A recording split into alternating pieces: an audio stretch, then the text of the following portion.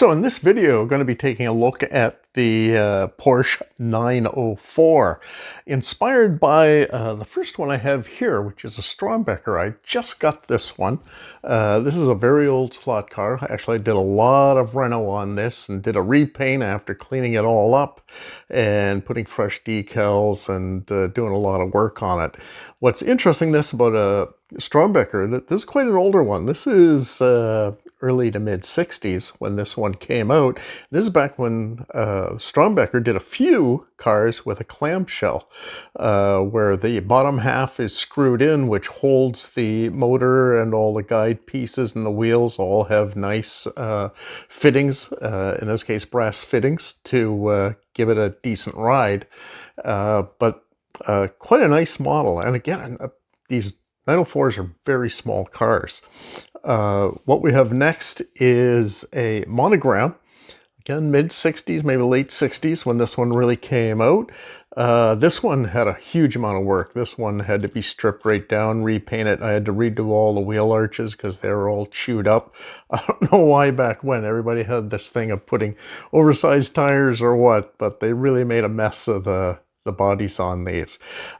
This one has a brass chassis with a nice big motor on it. Wow, and all brass gears, metal gears, and it runs really nice. Nice, smooth, quiet, and you know, a good bit of speed compared to our Strombecker here. And then last but least, this isn't as old, but this one is an MRRC. Again, beautiful bodywork. Didn't have to do anything to this. I got this new out of the box, so the finish and everything was beautiful on it. And they have a super fast basic chassis that they stuck underneath a number of the cars when they brought their range out, and this one was spectacular. So that's just three of a number of manufacturers, and again, all different manufacturers doing the same car. Scalextric came out one in a kit form. Carrera came out with one not too long ago. Really, really nice. Again, a well-represented car. So a track test. We're going to do the Strombecker, the oldest one first, and obviously going to be the slowest one. And it might be a little slower than usual because I'm going to try and pan and race at the same time. So here we go, giving it a go. Not a bad performer, considering the age and the setup, but it is fun and easy to run. Next on our track test is the monogram. Again, a little, well, it's an old one, but a little newer than that Strombecker one. And let's give it a go. A lot quieter. Actually handles really nice. Actually, it does have more power, but I really like how quiet it is. And a nice handler. There we go. So that was nice. So last but not least is our MRC. And man, it is a fast one in comparison. So I'm going to have to try and take it slow, see if I can follow it with the camera, but let's give it a shot.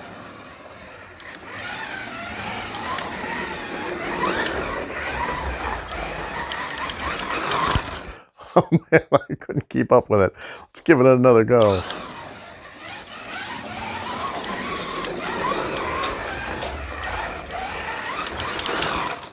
There. Give it 2 because it was so fast.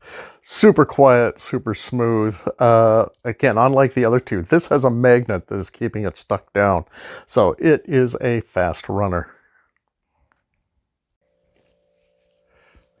Onto the books. At first, we were talking about the different manufacturers. We saw 3, and I talked about Scalextric. And now in this little book showing kind of the history of Scalextric, it has a section on their Porsche 904, and this section here is on kit cars. So these only came as kits. They were clamshell, but you had to build them yourself. But here is a very nice model. Interesting fact comes with this is that they had an extra rear axle with a different gear mesh. So it came standard with a 27 gear, and on this spare one it came with a 32 spur gear. So yeah, amongst that also the Carrera did this, and I'm sure there is others as well. Very popular car in the 60s. Next book I've got, very cool book on Porsche. Picked this up a couple years ago at this book fair, which is a charity event, and I always find something great. And that particular year, somebody had donated a lot of books on Porsche, and this was one of them. This last year got a lot on Lotus and various types of Lotus cars. But anyway, here's our featured car right on the cover, and if we take a look near the back, it has a nice article on the history of its racing.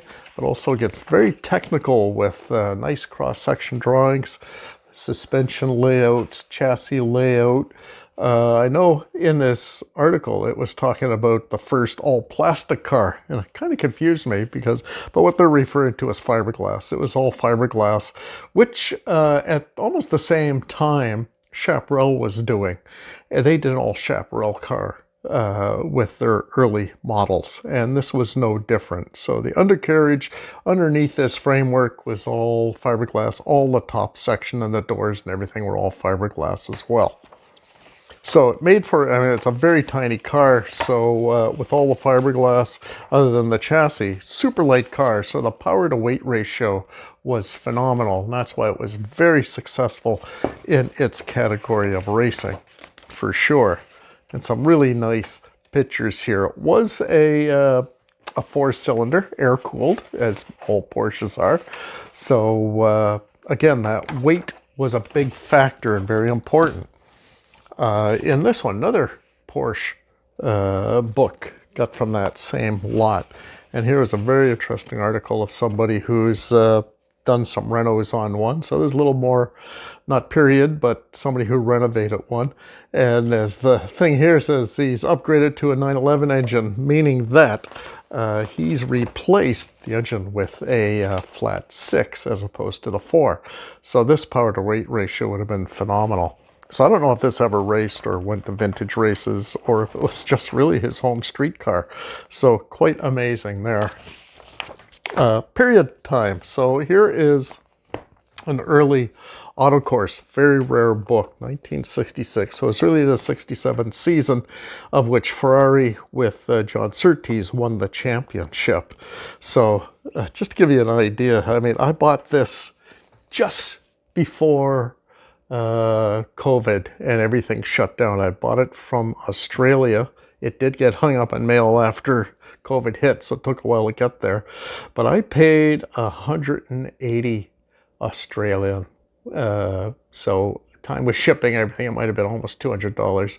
But if you look this book up, yeah, you can't find it for less than 400, and often a lot more than that. And this is in very good shape.